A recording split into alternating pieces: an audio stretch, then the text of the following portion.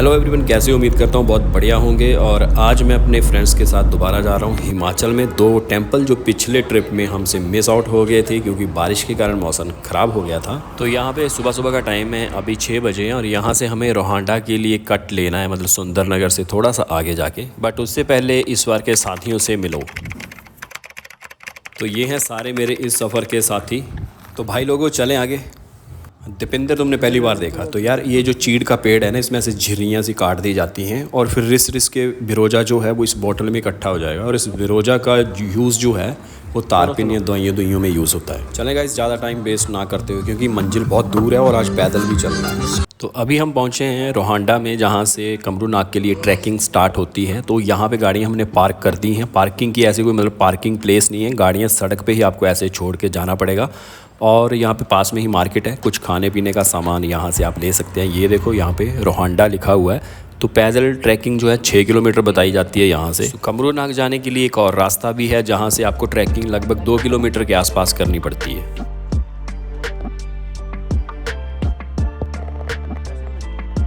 करते हुए हमें लगभग 1 किलोमीटर हुआ है। और ये क्या रिव्यू देना चाहेंगे आप? जिसे 1 किलोमीटर बोल रहे हैं, पहली बात तो वो 100 मीटर ही है, ठीक है। और दूसरी मतलब पहाड़ों का किलोमीटर जो है वो छोटा है। जैसे मेरा गाना भी अभी सुपर हिट हुआ ना, ऐसे मेरी कहने का कि दम बहुत ज्यादा लगता है। अरे कुछ साथी हैं जो प्लेन एरिया से बिलोंग करते हैं, वो अभी पीछे रह गए। तो वो अभी पीछे रह गए हैं और हम उनको काफी पीछे छोड़ चुके हैं। चेक करता हूँ, आप एक मिनट। आप चेक। काफी दूर निकल गए हैं ऐसे। हाँ आया है सिग्नल। तो देखो, ये जो आदिवासी होते थे उस टाइम फोन नहीं होता था, तो यही एक तरीका होता था जिससे लोग एक दूसरे को कम्युनिकेट करते थे, है ना। इसमें हु में भी अलग अलग आवाजें होती थी। तो उन दिनों यही मतलब अलग अलग भाषा, इसको भाषा बोला जाता था बेसिकली। तो कबीलों के हिसाब से अलग अलग भाषा होती थी। जैसे ये हरियाणा के कबीले से हैं हम ही। बिहारी चेक एक ही लैंग्वेज में कम्युनिकेट कर रहे हैं। इससे अब आई देखो, अब आगे बिहार के लोग पहुंच गए हैं यहाँ पे पीछे। तो ये देखो कम्युनिकेट हो चुका है। मिल गया हमें बिहारी तो लोग, इससे एक दूसरे को जो हौसला मिलता रहता है कि लोग हमारे पीछे ही आ रहे हैं ना, हमें पीछे नहीं जाना पड़ेगा उनको चेक करने के लिए। तो हरियाणा और हिमाचल लीड कर रहा है और वो पीछे आ रहे हैं। देखो यहाँ पे कुछ एक पुराना घर सा बना हुआ है, ये चलते हैं इसके पास, आपको जाके दिखाते हैं। जब तक वो लोग हमें यहाँ पे चेस करते हैं, हम दिखाते हैं आपको कि क्या है वहाँ पे ना। अब यहाँ से टॉप पे आ गए हम और गजब का नज़ारा यहाँ से देखने को मिलेगा। ओह माय गॉड, वो देखो सामने जो है ना, वो पेड़ जो है वो सेब के हैं। ऊपर इधर ही जाना है ना हमें। ये क्या है? हाँ ये रहा पानी भाई। अच्छा घर है। आप आ रहे हो कि जा रहे हो? कितना अभी हमने 50% कर लिया कवर। अभी तो स्टार्ट ही हुआ। 20% हम अचीव कर चुके हैं, तो बहुत बड़ी बात है। वैसे तो हमें कुछ भी नहीं हुआ, मतलब इतना स्टेमिना तो हम रखते हैं। ये पास में है हमारे दूसरे ग्रुप के लोग, तो यहाँ बैठते हैं, थोड़ा पानी वानी पीते हैं। और इस रास्ते से हमें ऊपर जाना है पहाड़ों में, ऊपर ये जो बादल है। तो ये है हमारे ग्रुप के दूसरे लोग। ये देखो, कोई मोर की आवाज निकाल रहा है, कोई तितर की, कोई कक्कड़ की, ऐसे डिफरेंट आवाजें निकालते हैं ये लोग। ये कौन सी थी? बतख। अच्छा बतख भी है यहाँ पे। देखो बिन पानी के भी बतखें दौड़ रही हैं। आज तो इनका बहुत कुछ दौड़ने वाला है। अभी सिर्फ 20% कंप्लीट किया हमने। तो विजय भाई कैसा लग रहा है फिर? भाइयों, आज हम निकले हैं श्री बाबा कमरूनाथ जी के द्वार। हाँ ऐसा लग रहा है यहाँ आके जन्नत में हो रहा है। कितनी ठंडी ठंडी हवाएं। और चढ़ाई तो बहुत है। चढ़ाई बहुत है। कहने के लिए 5 किलोमीटर है, लेकिन 5 किलोमीटर 15 किलोमीटर के बराबर है। धन्यवाद भाइयों, आप आइएगा एक बार तो लाइव का एक्सपीरियंस लीजिए। धन्यवाद।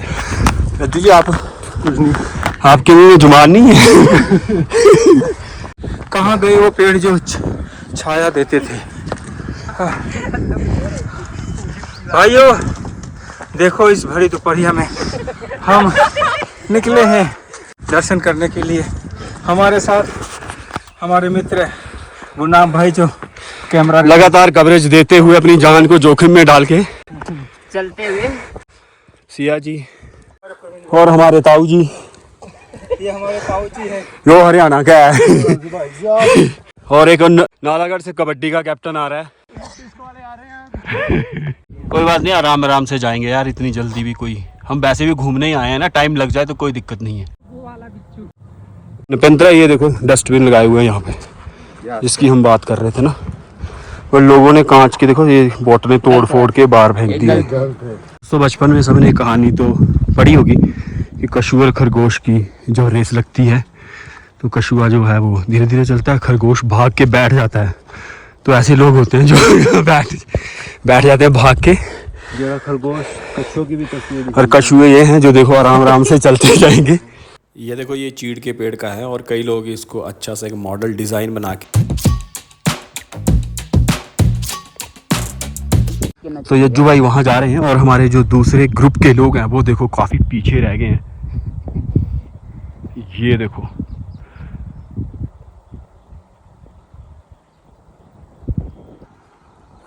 तो ये देखो जैसे ही आप रोहंडा वाली साइड से जाओगे तो यहाँ पे लगभग 2 किलोमीटर चढ़ने के बाद आपको लंगर भी मिलेगा। आप यहाँ पे खाना खा सकते हैं। 10 बजे किया था शुरू। जाए आप लोग? 50% हो गया हमारा। नहीं अभी 30% ही हुआ। 1 किलोमीटर बाद। तुम तो डरा रहे हो यार हमें। हौसला तोड़ रहे हो तुम। ये भी है। इस साइड जाना है अभी हमको। ये लोकेशन बड़ी प्यारी है। जेब में खीरे काटा जाए। लोकेशन सारी बड़ी प्यारी है, बट अब हम यहाँ पे बैठेंगे छाया में। और ये देखो रात को भी कोई यहाँ पे बैठा हुआ था। वाह, यहाँ बैठते हैं। तो अभी देखो यहाँ पे हमारे खेत के खीरे जो है ना, देखो कहाँ पहुँचे, कितनी किस्मत वाले खीरे हैं भाई। देखो गरीब लोग पता ही नहीं कैसे कैच का ये कैसे खुलता है। अमीर लोगों को नहीं पता ना, गरीब लोगों को पता होगा। ये ऐसे खुलेगा? हाँ ऐसे। कैच का थोड़ा बड़ा अजीब। नहीं ऐसे बोलना चाहिए था आपको कि हमने बंदे रखे हुए हैं खोलने के लिए। MDH वाला है ना भाई, यहाँ तो कुछ भी मिले तो लोग खा जाएंगे, है ना? यस, ऐसा ही बोला जा रहा है। भुखमरी तो नहीं है, बट डिस्टेंस इतना ज्यादा है कि मतलब वैसे तो लंगर लगे हुए हैं, कृपा है भगवान की यहाँ जगह जगह लंगर। उन्होंने बोला भी ये खा लो। नहीं था। अच्छा लंगर था, उन्होंने बोला कि लंगर खा लो, तुम खीरा खा लो बस।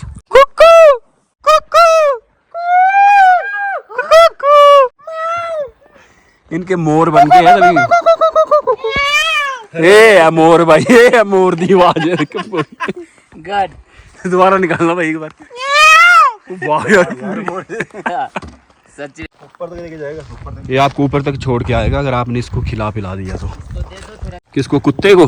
पहाड़ी कुत्ता है, खीरा नहीं खाता ये।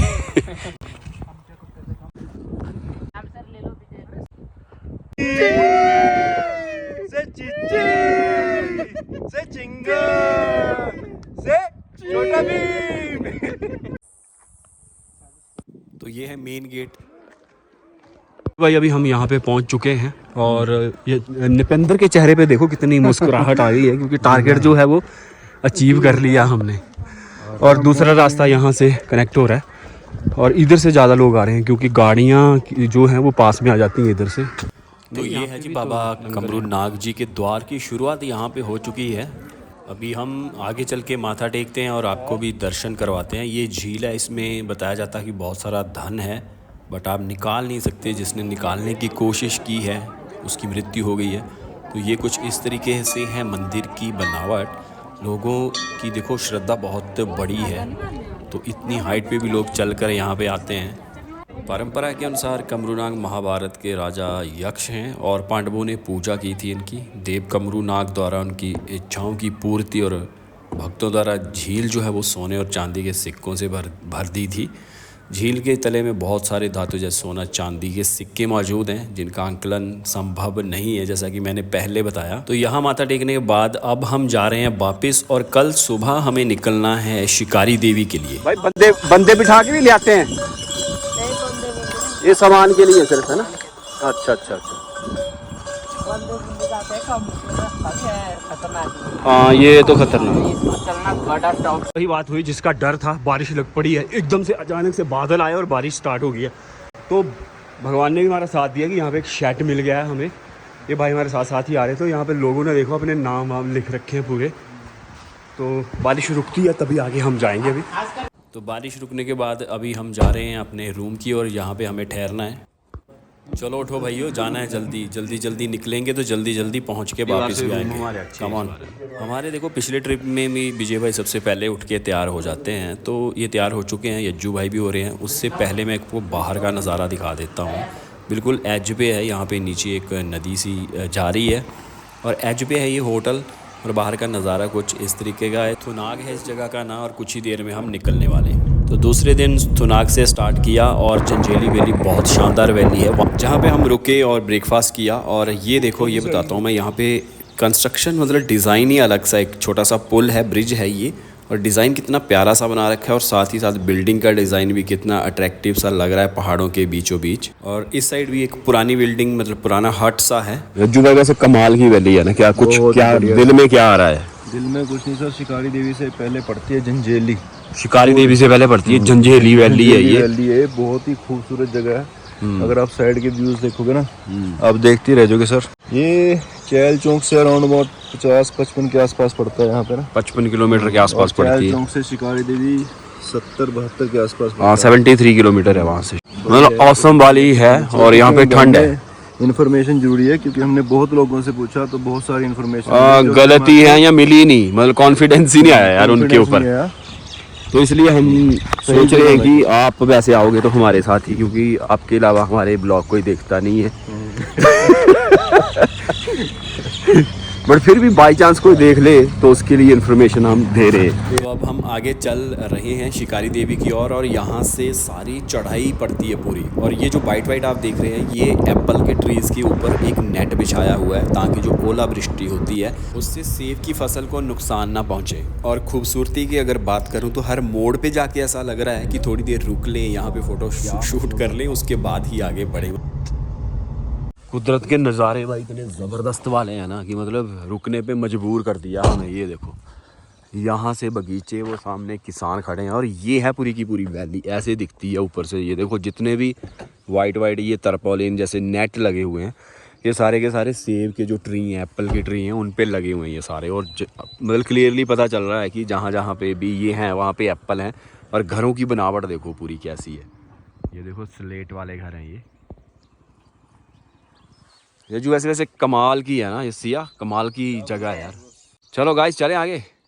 मतलब हर मोड़ पे जो ब्यूटी है, पहाड़ों की सुंदरता है, वो और बढ़ती जा रही है। तो हमसे रुका नहीं गया, तो हमने गाड़ी एक बार फिर यहाँ पे लगा लिया। और इस साइड का व्यू मैं आपको दिखाता हूँ। ये देखो कितना खूबसूरत यहाँ से दिखाई पड़ रहा है। पूरा एक्सपीरियंस इस 3-4 किलोमीटर का रहा, जो कि सारा कच्चे रास्ते से जाना पड़ेगा। मतलब यहाँ पहले रास्ता था बट अब कच्चा हो चुका है, और इतनी ज़्यादा डस्ट उड़ती है कि आप जो पैदल चल रहे यात्री होते हैं ना, उन पर बहुत ज़्यादा डस्ट पड़ती है। और ये एक स्पॉट है जहाँ पे आपको एक एक करके गाड़ियाँ क्रॉस करनी होती हैं, क्योंकि पॉइंट ही ऐसा है, चढ़ाई बहुत ज़्यादा है, यहाँ पे गाड़ियाँ फंस जाती हैं। जैसे ये देखो गाड़ी, इसको कितना स्ट्रगल करना पड़ेगा यहाँ पे क्रॉस करती बार।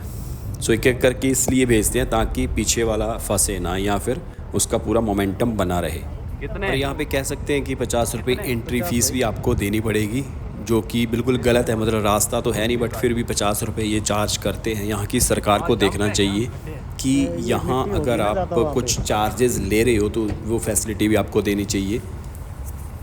तो ये देख लो, इस गाड़ी को काफ़ी मशक्क़त करनी पड़ी है, मतलब उसको बैक लेके फिर दोबारा से मोशन बना के चढ़ाना पड़ा है। एक्चुअली आपको थोड़ा चढ़ाई कम दिख रही है, बट एक्चुअली में ये बहुत ज़्यादा तीखी चढ़ाई है, क्योंकि हम ऑलरेडी चढ़ाई पे हैं। यहाँ पे छोटी ही नहीं, बड़ी गाड़ियों को भी देखो स्ट्रगल करना पड़ता है। ये लोग तो चले गए, अब हमारी बारी है, तो देखते हैं हमारी गाड़ी चढ़ पाती है या नहीं।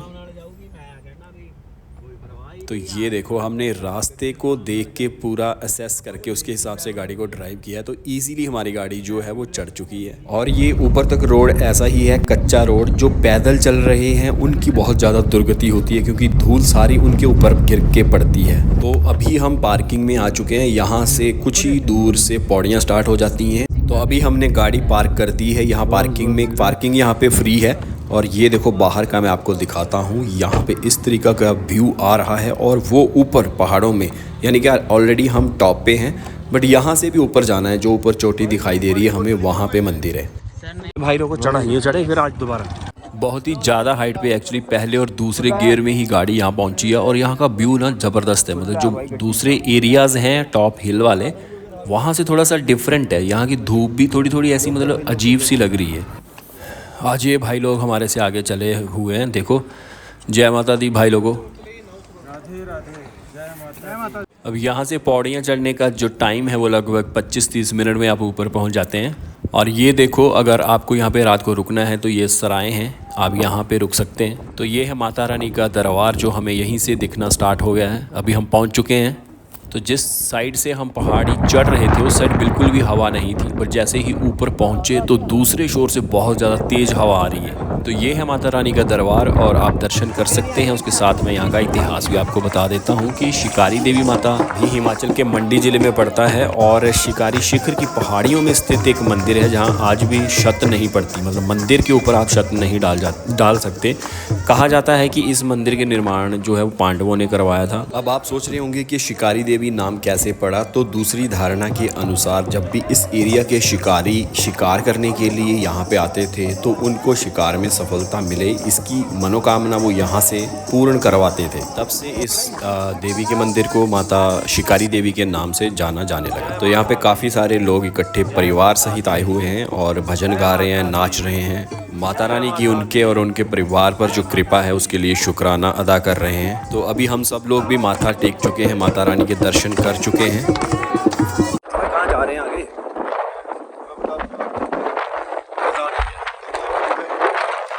हवा कितनी तेज चल रही है यार, हवा का धक्का पूरा लग रहा है भाई, संभल के, नहीं तो वो नीचे, उससे नीचे नहीं रुकने वाले तुम लोग।